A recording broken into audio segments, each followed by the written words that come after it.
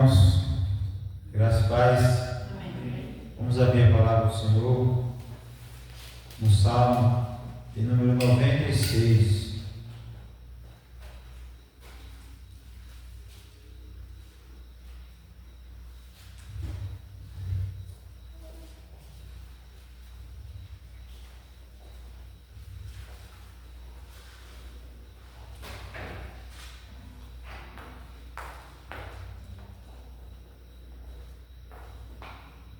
Salmo de número 96. Amém? Amém. Diz assim a palavra do Senhor: Cantai ao Senhor um cântico novo, cantai ao Senhor todas as terras, cantai ao Senhor, bendizei o seu nome, proclamai a sua salvação dia após dia, anunciai entre as nações a sua glória, entre todos os povos as suas maravilhas, porque grande é o Senhor e digno de ser louvado, temível mais que todos os deuses, porque todos os deuses dos povos não passam de ídolos, o Senhor, porém, fez os céus. Glória e majestade estão diante dele, força e formosura no seu santuário. Tributai ao Senhor, ó famílias dos povos, tributai ao Senhor glória e força. Tributai ao Senhor a glória devida ao seu nome. Trazei oferendas e entrai nos seus atos. Adorai o Senhor na beleza da sua santidade. Tremei diante dele todas as terras. Dizei entre as nações: reina o Senhor. Ele firmou o mundo para que não se abale e julga os povos com equidade. Alegrem-se os céus e a terra exulte. Ruja o mar e a sua plenitude, fogue o campo e tudo o que nele há, regozijem-se todas as árvores do bosque, na presença do Senhor, porque vem julgar a terra, julgará o mundo com justiça e os povos consoante a sua fidelidade. Amém? O texto é um tributo à glória e a majestade de Deus. E algo interessante que o salmista começa o salmo chamando para cantar ao Senhor. Ele diz: cantai ao Senhor um cântico novo. E ele no versículo 2 continua: cantai ao Senhor, bendizei o seu nome. E no verso 3 ele diz assim: anunciai entre as nações. Não apenas cantar, louvar e adorar, mas também anunciar entre as nações esse Deus maravilhoso a quem nós servimos. Amém? É motivo de grande alegria poder estarmos juntos adorando a esse Deus.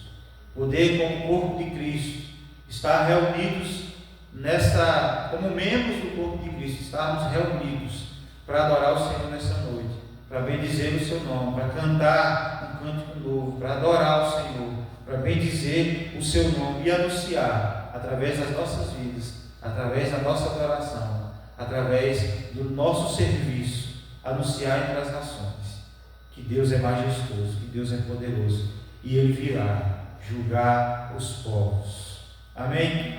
Nós não estamos aqui numa reunião comum, porque muitas reuniões estão sendo feitas, não só nas igrejas, reuniões de trabalho, reuniões para tratar sobre problemas financeiros familiares, reuniões de diversos aspectos, de empresas grandes e pequenas, provavelmente pode estar acontecendo reuniões familiares, mas aqui é o culto, a reunião do povo de Deus para adorar aquele que é digno de todo o nosso louvor e toda a nossa adoração. Por isso, irmãos, eu considero esse lugar onde o povo de Deus se reúne, o melhor lugar para se estar num culto, num dia de domingo, é na presença do Senhor para adorar juntamente com os irmãos. Então a gente precisa ter essa consciência de que nós não estamos numa reunião comum, nós estamos aqui para adorar o Senhor. Amém? Vamos orar. Pai, bendito seja o teu nome, nós glorificamos, exaltamos, bendizemos ao Senhor. Ó Pai, estamos aqui na tua presença, ó Deus, reconhecidos de que, ó Deus, sem ti nada somos, sem o Senhor nós nada podemos fazer. Ó Deus, reconhecidos, ó Deus, que nós somos homens, mulheres falhos, pecadores, ó Deus, que carecem da tua graça, da tua misericórdia, do perdão do Senhor. Por isso, ó Deus, purifica-nos, ó Deus, em nome de Jesus, de todo o pecado. Faça-nos enxergar a nossa iniquidade, ó Deus, e nos fazer compreender e se arrepender, que haja arrependimento no nosso coração. Ó Deus, pedimos ao Senhor que o Senhor passeie, ó Deus, no meio dos louvores, que o Senhor ministre aos nossos corações, sejamos edificados pelo Senhor, mas o mais importante, ó Deus, que o Senhor seja exaltado, que o Senhor seja glorificado no meio do teu povo nessa noite. Ó Deus, pedimos ao Senhor, Deus, que o Senhor fale conosco por meio da tua palavra, que sejamos edificados, corrigidos, exortados por ela, ó Deus, em nome de Jesus Cristo, para que nós possamos tornar homens e mulheres, servos do Senhor, perfeitamente habilitados para a obra do Senhor. Nós oramos assim em nome de Jesus. Amém.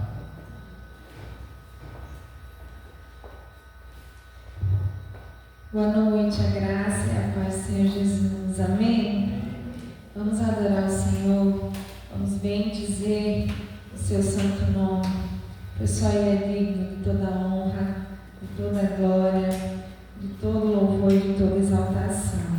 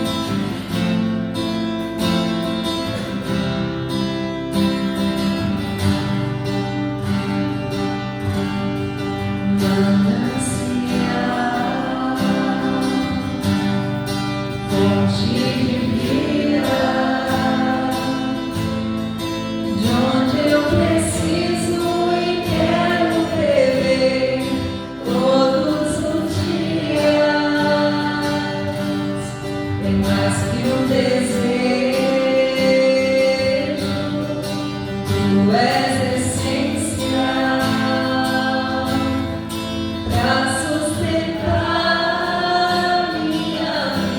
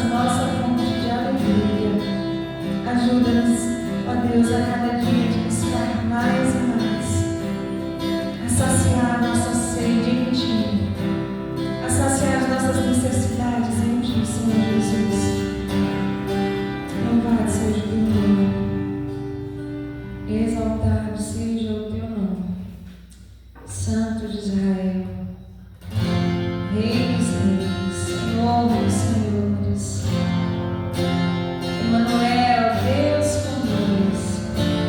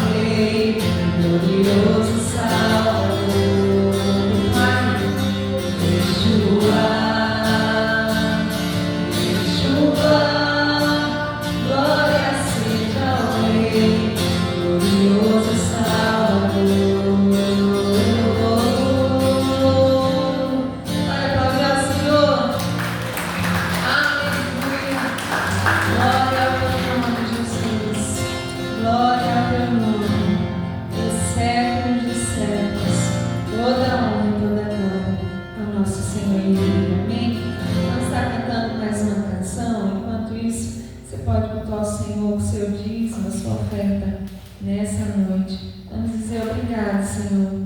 Obrigado por tudo que o Senhor tem feito por nós. Obrigado pela tua bondade, pela tua misericórdia sobre as nossas vidas. Essa graça que tem sido abundante sobre nós. Dia após dia, Ele tem cuidado de nós. Nós louvamos a Ele por isso. Amém?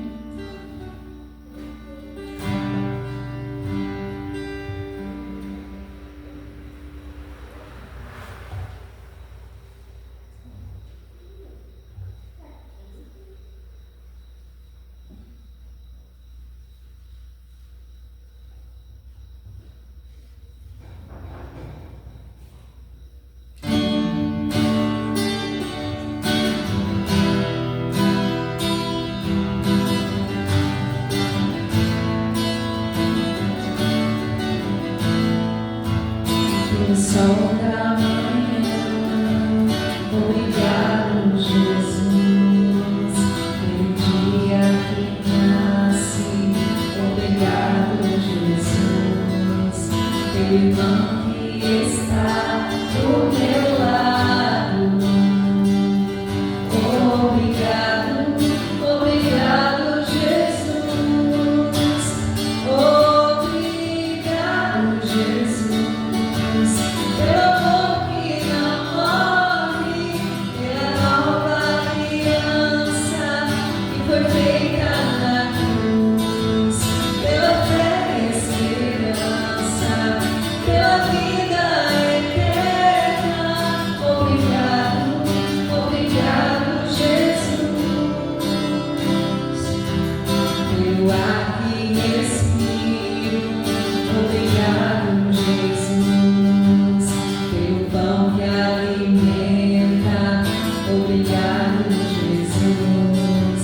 Pela chuva que cai sobre a terra, obrigado, obrigado, Jesus, obrigado, Jesus, pelo amor que não morre, pela nova aliança que foi feita na cruz, pela fé e esperança, pela vida eterna, obrigado, obrigado, Jesus, obrigado, Jesus, pelo amor que não morre, pela nova aliança que foi feita na cruz, pela fé e esperança, pela vida eterna. Obrigado, obrigado, Jesus. Obrigado, obrigado, Jesus. Obrigado, obrigado, Jesus. Obrigado, Senhor. Obrigado por teu amor por nós. Louvado seja teu nome.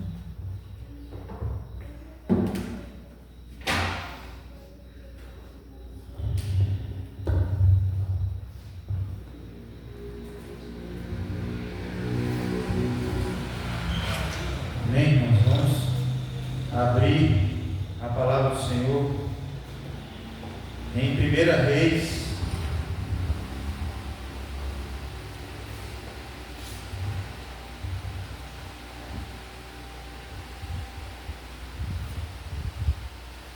capítulo 9.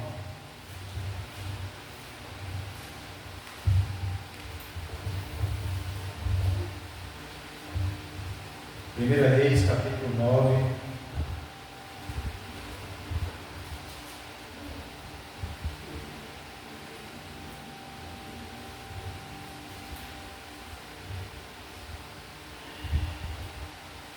Amém? Amém. Esperar todo mundo abrir.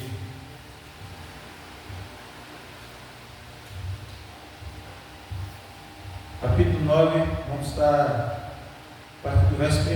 Diz assim a palavra do Senhor: Sucedeu, pois, que, tendo acabado Salomão de edificar a casa do Senhor e a casa do rei, tudo o que tinha desejado e designado fazer, o Senhor tornou a aparecer-lhe como lhe tinha aparecido em Gibeão. E o Senhor lhe disse: ouvi a tua oração e a tua súplica, que fizestes para mim, perante mim. Santifiquei a casa que edificaste, a fim de pôr ali o meu nome para sempre. Os meus olhos e o meu coração estarão ali todos os dias. Se andares perante mim como andou Davi teu pai, com integridade de coração e com sinceridade, para fazer segundo tudo que te mandei, e guardares os meus estatutos e os meus juízos, então confirmarei o trono de teu reino sobre Israel para sempre. Como falei acerca de Davi teu pai, dizendo: não te farás sucessor sobre o trono de Israel. Porém, se vós e vossos filhos de qualquer maneira vos apartardes de mim e não guardardes os meus mandamentos e os meus estatutos que vos prescrevi, mas fordes e servirdes a outros deuses e os adorardes, então eliminarei Israel da terra que lhe dei, e a esta casa que santifiquei o meu nome lançarei longe da minha presença, e Israel virá a ser provérbio e montejo entre todos os povos, e de toda a casa agora tão exaltada, todo aquele que por ela passar, pasmará e assobiará e dirá: por que procedeu o Senhor assim para com esta terra e esta casa? Responder-se-lhe-á: porque deixaram o Senhor seu Deus, que tirou da terra do Egito os seus pais, e se apegaram a outros deuses, e os adoraram e os serviram. Por isso trouxe o Senhor sobre ele todo este mal. Até aqui. Vamos orar mais uma vez. Deus e Pai, entregamos a Ti, ó Deus, os nossos louvores nesta noite. Ó Deus, rogamos ao Senhor que o Senhor receba os nossos louvores como sacrifício agradável ao Senhor. Também as nossas ofertas e dízimos que foram depositados em Teu altar. Também em forma de culto, de gratidão, de adoração ao Senhor. Pedimos que o Senhor abençoe cada irmão que tem sido fiel ao Senhor, ó Deus, na Tua casa. Ó Deus, e rogamos ao Senhor que o Senhor continue abençoando os Teus celeiros, ó Deus, em nome de Jesus. E rogamos, ó Deus, que o Senhor fale conosco por meio da Tua palavra nesta noite. Ó Deus, é em nome de Jesus que nós pedimos. Amém.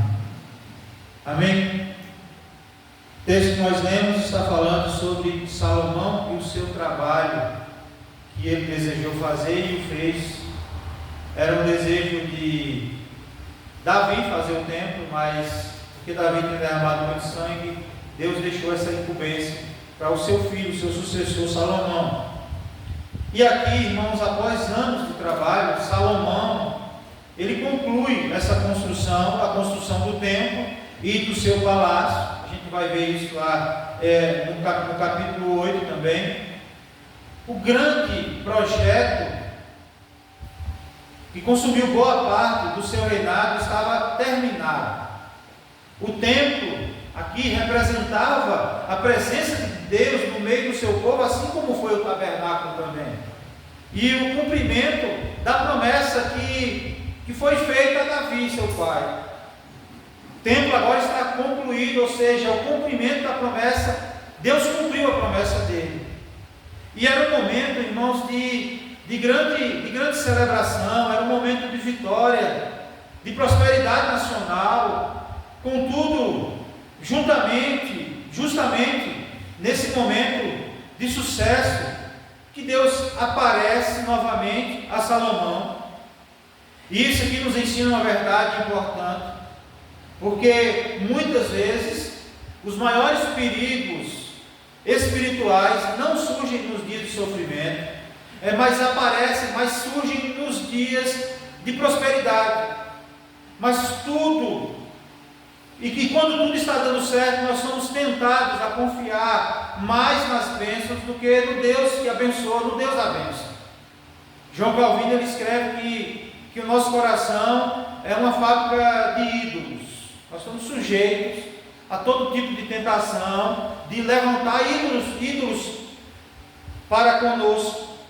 E é por isso que Deus visita Salomão no momento de glória, no momento de felicidade, de vitória, de inauguração do templo, majestoso templo, do momento em que o seu palácio está pronto. Imagine a felicidade desse rei, imagine a prosperidade de Israel, a felicidade do povo. É nesse momento que Deus visita Salomão para lembrá-los de que a continuidade das bênçãos não dependeria do templo, não dependeria da riqueza ou do poder político, mas da obediência ao Senhor, ao Deus da aliança.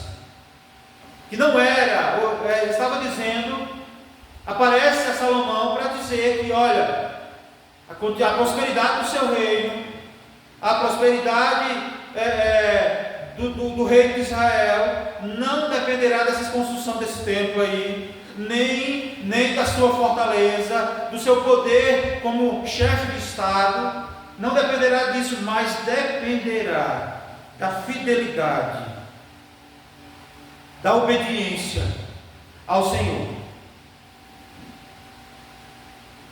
Amém? Nós também temos a nossa responsabilidade nisso, porque não depende apenas daquilo que Deus nos dá, mas da obediência a Deus, mesmo tendo ou não aquilo que nós desejamos ter.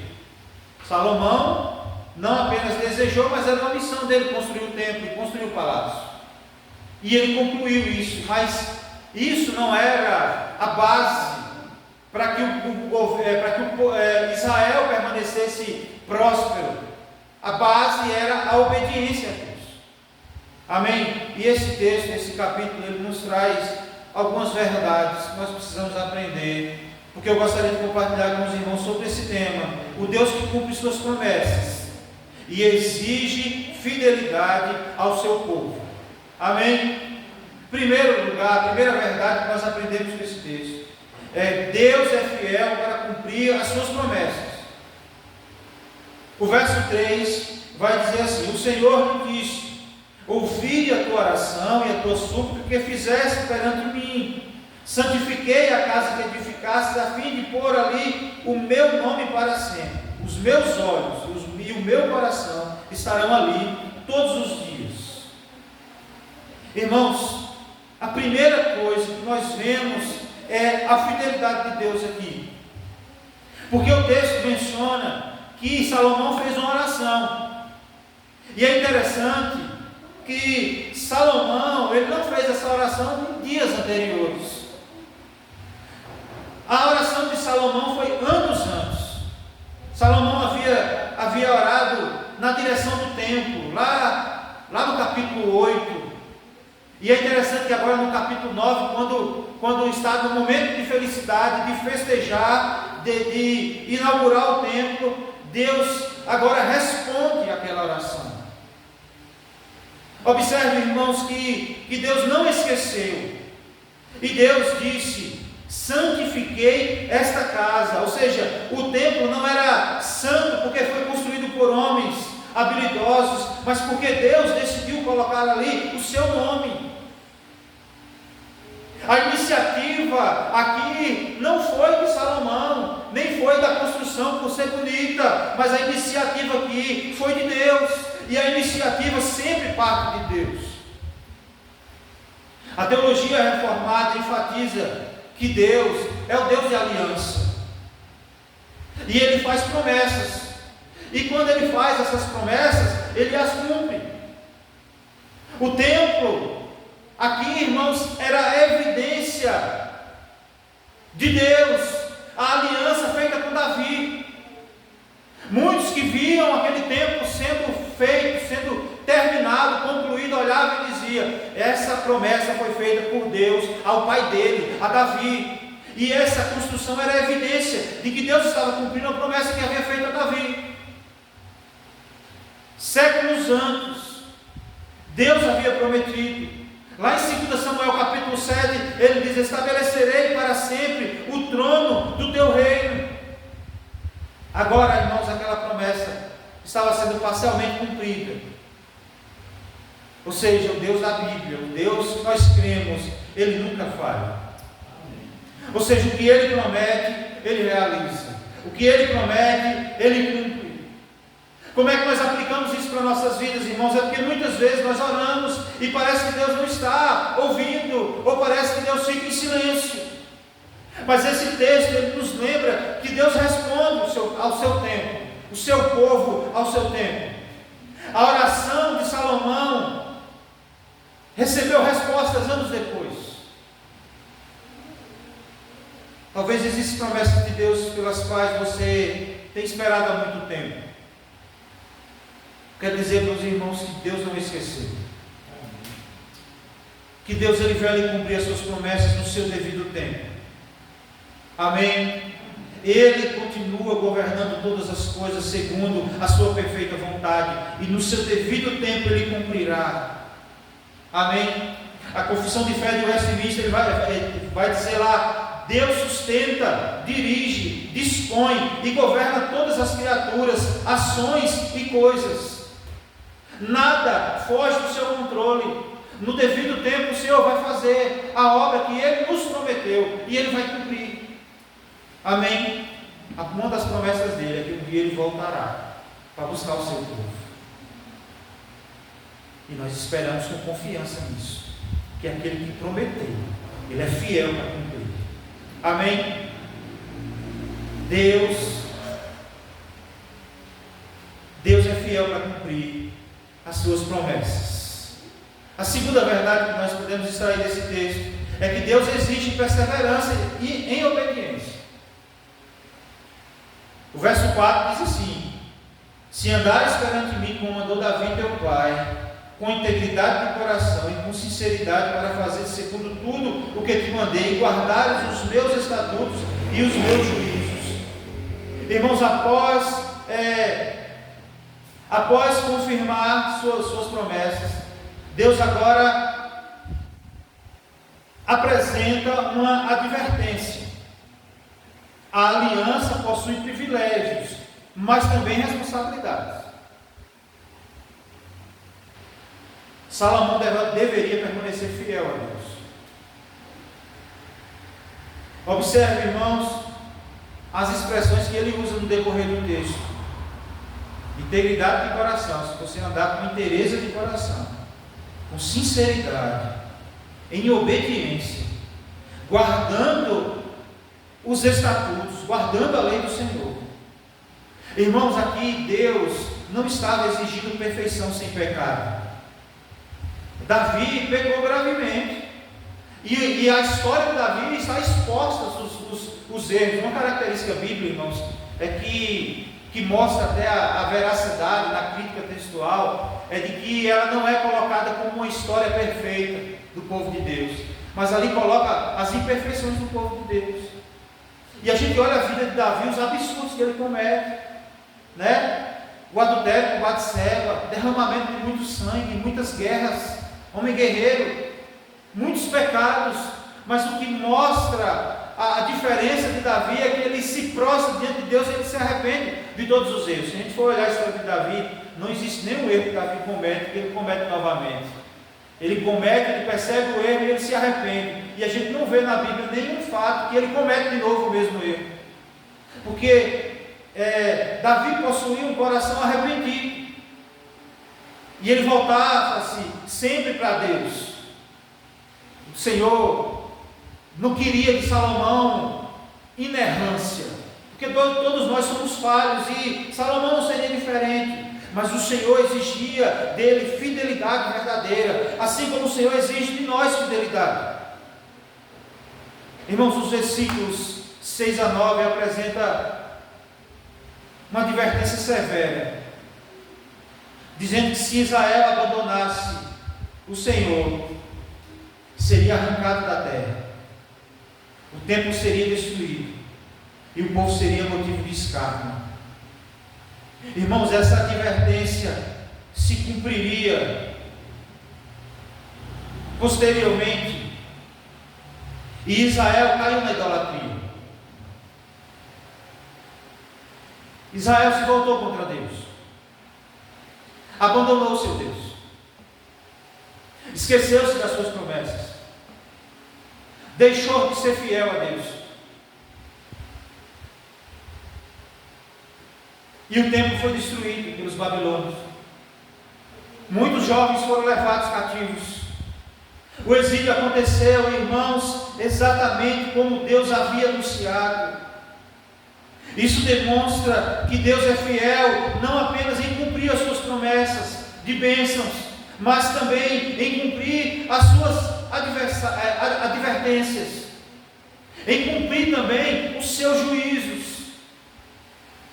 Nós vivemos, irmãos, uma geração em que gosta muito das promessas de Deus. Como é bom um culto cheio de profecia, de bênção.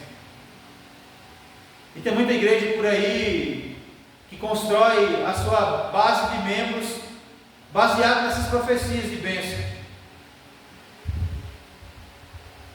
enchendo o coração dos crentes de palavras de amor, oferecendo promessas de Deus. Mas, irmãos, essa geração, elas rejeitam os mandamentos de Deus. É um povo que não quer compromisso com Deus. Muitas vezes, irmãos, nós queremos o céu sem santidade. Muitas vezes nós queremos bênção sem compromisso.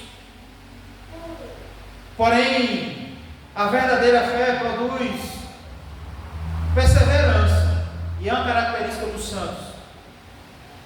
Uma das coisas que a gente engasgava, eu mesmo engasgava muito disso, na teologia da predestinação, no ensino da predestinação, onde nós cremos que nós fomos escolhidos desde a fundação do mundo. O Senhor já nos chamou, e às vezes a gente engasga com isso, né? Porque a gente fala assim: não quer dizer que eu corro risco de passar a minha vida toda na igreja e ainda não ser salvo. Mas, irmãos, algo que me destravou a mente com relação a esse pensamento é que a característica do salvo é que ele é perseverante. Tinha muita gente que usava essa teologia, esse ensinamento de forma irresponsável. Eu vou viver a minha vida do jeito que eu quero, então, como eu sou um predestinado, quando na hora de eu morrer, Deus vai me salvar. Isso é um ensinamento irresponsável desse ensinamento, porque aquele que é chamado por Deus, que é filho de Deus, que foi selado pelo Espírito Santo de Deus, ele persevera. E se um dia por algum motivo ele sair, ele vai voltar, assim como o filho pródigo voltou. O filho perdido, que estava perdido, voltou, arrependido. Mas, irmãos, uma característica dos salvos, dos servos do Senhor, é que ele persevera. A salvação é pela graça, ou seja, é favor imerecível, mas a graça produz obediência. Aqueles que foram salvos, a sua característica é que eles são obedientes a Deus. João Calvino, ele disse assim: somos salvos somente pela fé, mas a fé que salva jamais permanece sozinha. Traz consigo responsabilidades. Existe a nossa responsabilidade também. Existe o que Deus vai fazer, a responsabilidade de Deus, e o que nós precisamos fazer também. Amém? Uma vida sem frutos, irmãos, demonstra um coração distante de Deus. E nós precisamos, agora olhando para nós mesmos, examinar constantemente a nossa caminhada espiritual. Não basta começar bem, é necessário perseverar até o fim. É necessário perseverar até o fim. É como Paulo dizia, né? A carreira que nos é proposta. E ele faz a comparação de um atleta. Irmãos, nós somos atletas de Cristo, e a nossa caminhada não é aquele que chega primeiro, mas é aquele que chega até o fim. Se vocês forem analisar, ver na televisão uma corrida de São Silvestre, Aí está lá todas as câmeras de TV filmando, e tem uns lá que saem na frente correndo a todo vapor, porque no início da corrida começa aqueles atletas que nem são profissionais, eles estão correndo lá, dando seu gás para aparecer nas câmeras primeiro. Só que aí 2, 3 quilômetros depois eles já ficaram para trás porque eles perderam o fôlego. Enquanto que os atletas profissionais eles estão lá na cadência, poupando energia, e quando chega nos quilômetros finais é que eles apertam o passo para poder gastar aquele resto de energia que eles têm, para então chegar até o final e, se possível, ganhar. A nossa caminhada com Cristo é de perseverança até o fim. Não basta começar bem, é preciso perseverar até o fim, permanecendo fiel até o fim. Nós precisamos permanecer fiel até o fim, é necessário. O povo de Deus tem uma promessa, irmãos, tinha um templo maravilhoso, tinha um governo próspero, a nação de Israel estava sendo consolidada como um estado forte, bem organizado, com poderes, com riquezas, com um templo bem feito, com um palácio bem feito, a cidade cercada, mas o povo deixou Deus, abandonou a presença de Deus para servirem a outros ídolos. O povo deixou de servir ao Deus verdadeiro para servir. E a nação de Israel virou, como diz o texto aí, motivos de assobio. O assobio naquela época era motivo de vergonha, de vaia. Hoje a gente vê a seleção jogando, muitos no estádio assobiam, comemorando às vezes, mas naquela época era motivo de vergonha. E o templo foi destruído, a nação foi desolada, os jovens mais promissores, mais estudados, foram levados cativos para viver uma outra cultura longe de Deus, e muitos nem voltaram mais para a sua terra. E os que voltaram para uma terra desolada, que precisava ser reconstruída. Irmãos, é necessário permanecer fiel até o fim. Não importa as circunstâncias, não importa quanto difícil pode ser, o que caracteriza um servo fiel é permanecer firme até o fim, servindo a Deus com interesse de coração e com fidelidade a Ele. Nós não podemos abandonar o nosso Deus. Nós devemos permanecer firmes. Amém? Amém. A terceira verdade que nós extraímos desse texto: as relações humanas jamais substituem a dependência de Deus. E aí a gente vai lá para a segunda parte, que nós não lemos, mas a gente pode acompanhar, ou pode ler em casa depois. Essa segunda parte do capítulo ela descreve diversas conquistas de Salomão. Construção, a organização do reino, a prosperidade econômica, a expansão política e comercial. Tudo parece grandioso. Salomão está no auge do seu poder agora. Entretanto, irmãos, o leitor atento percebe algo preocupante aqui. O texto começa, o desenrolar da história começa a mostrar uma mudança gradual aqui. O foco agora já não é o templo. O foco agora é os empreendimentos de Salomão.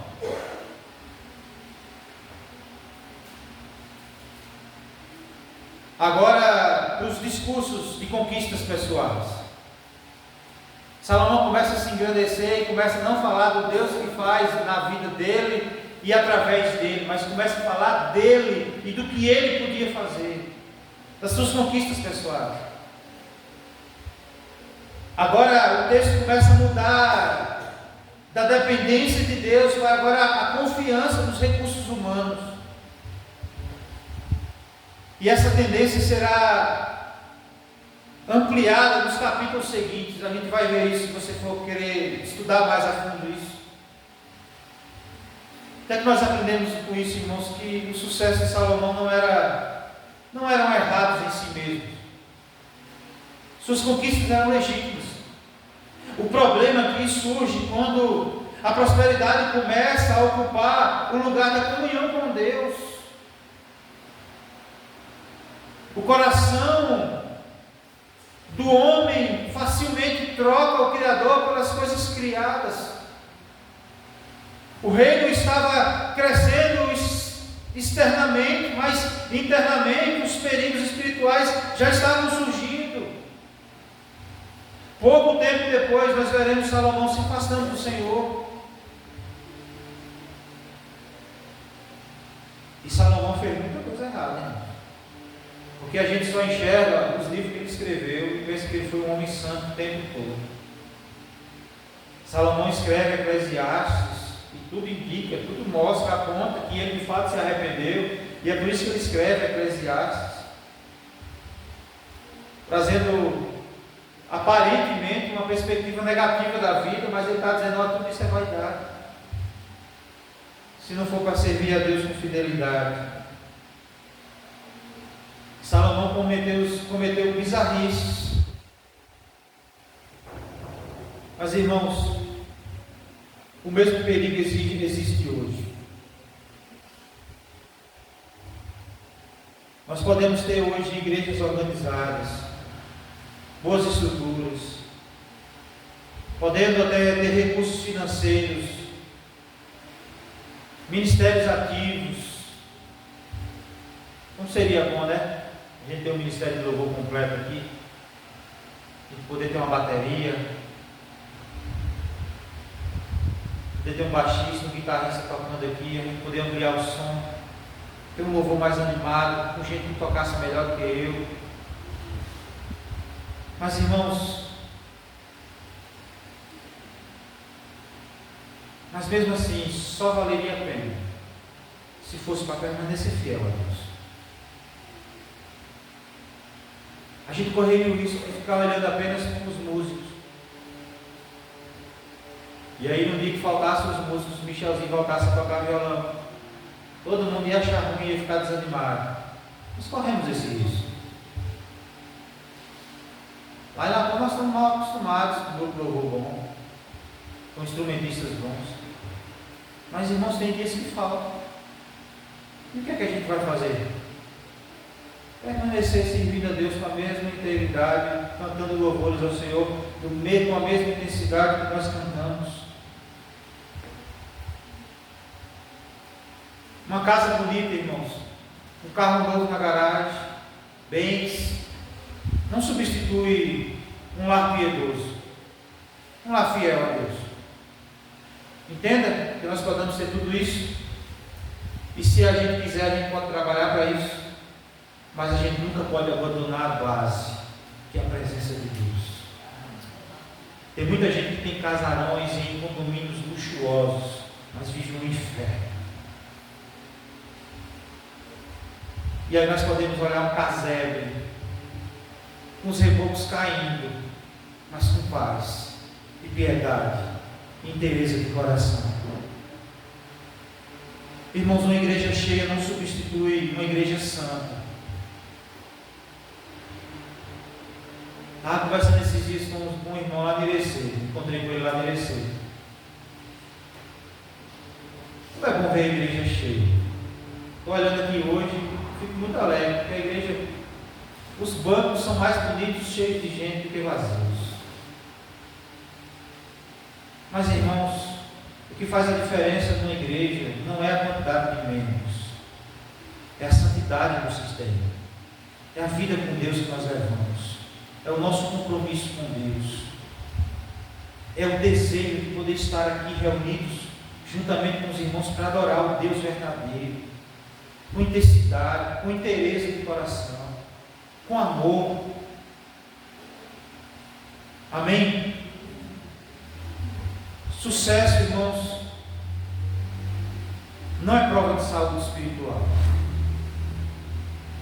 A nossa maior necessidade continua sendo viver na presença de Deus. Entenda, que às vezes a gente acha que precisa de muita coisa, mas a nossa maior necessidade é continuar na presença de Deus. Porque se estamos, irmãos, na abundância com Deus, glória a Deus, mas se estamos na escassez, também precisamos mais ainda de Deus. Se estamos na dificuldade, precisamos de Deus, mas se estamos em paz, sem necessidade alguma, ainda precisamos de Deus. Precisamos, o que nós precisamos não é, tem gente que tem um ditado que diz assim, o dinheiro vai e vem, bens vai e vem, você conquista e você perde. Mas a presença de Deus, irmãos, é o que nós realmente precisamos.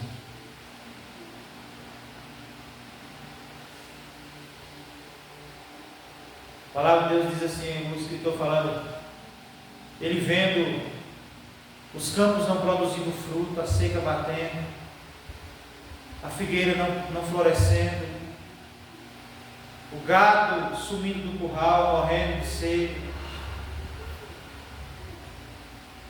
Ou seja, o cenário era devastador, de tristeza.